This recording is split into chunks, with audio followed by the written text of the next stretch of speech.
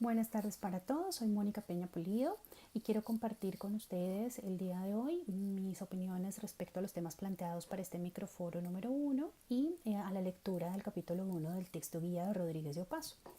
Me gustaría iniciar citándoles un par de frases del texto que me llamaron mucho la atención a propósito de estos temas. La primera dice, abro comillas, se habla en suma más que nunca y al mismo tiempo se dice cada vez menos. ¿Acaso, y solo para marcar la paradoja, se podría decir que se comunica más que nunca y al mismo tiempo se comunica cada vez menos? Cierro comillas. Y la segunda dice, abro comillas, se pretende ilusa e inconscientemente solucionar la dolorosa falta de comunicación mediante un exceso de comunicación vacía de contenido. Cierro comillas. Por lo tanto, en mi opinión, para poder dar solución al problema de comunicación que plantean los autores, deberíamos tener en cuenta tres aspectos. El primero de ellos, ¿cuál es el propósito de la comunicación? Vemos que si yo no tengo una razón o una motivación para poder comunicarme con los demás, pues me da igual transmitir o compartir mis mensajes o no.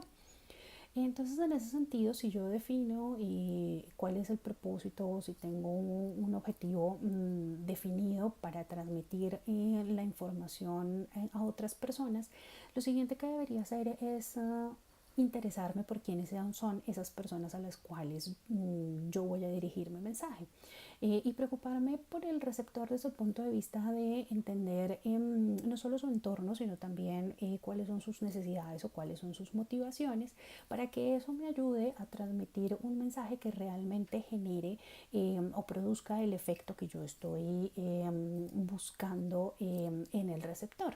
Puede ser influirlo para que cambie de opinión al respecto de algún tema, puede ser para que me comparta sus propias opiniones o sus propias ideas respecto del tema que le estoy planteando, o puede ser incluso para que tome alguna decisión o ejecute, digamos, alguna actividad que sea de interés mutuo. Y tercero, creo que me enfocaría también en establecer cuál es el mejor medio de comunicación para hacer la transmisión de los mensajes, para poder compartir efectivamente la información. Hoy en día existen muchas vías de comunicación, pero eso no significa que todos los mensajes realmente puedan ser transmitidos a través del chat o a través de un correo electrónico o a través de una llamada telefónica o a través de una videoconferencia.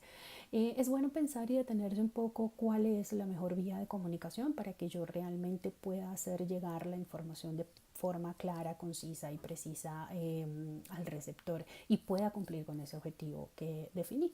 De esa misma forma, pues es importante tener en cuenta qué tipo de lenguaje voy a utilizar para comunicarme con las otras personas.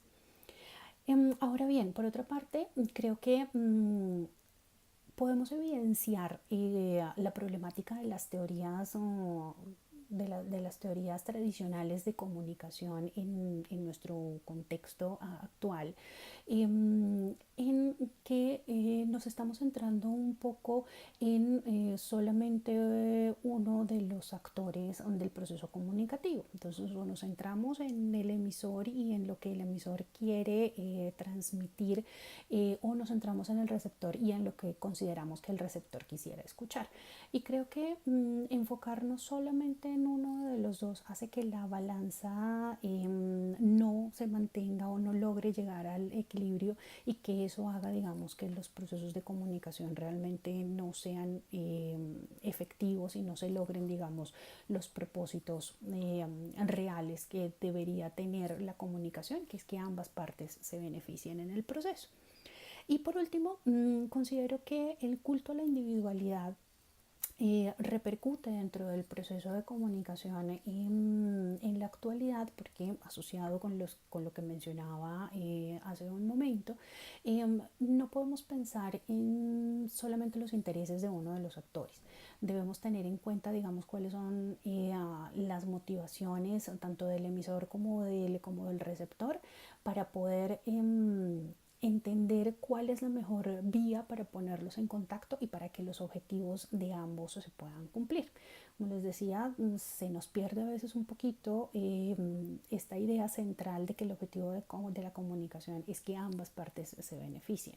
Y en búsqueda de eso, digamos, es que deberíamos poder enfocarnos en aplicar un lenguaje adecuado, poder elegir, digamos, un medio de transmisión de nuestros mensajes de forma adecuada y pensar en cómo puedo satisfacer las necesidades de ambas partes en este proceso de comunicación. Muchísimas gracias, espero que compartan sus opiniones y que tengan todos una feliz tarde. Hasta luego.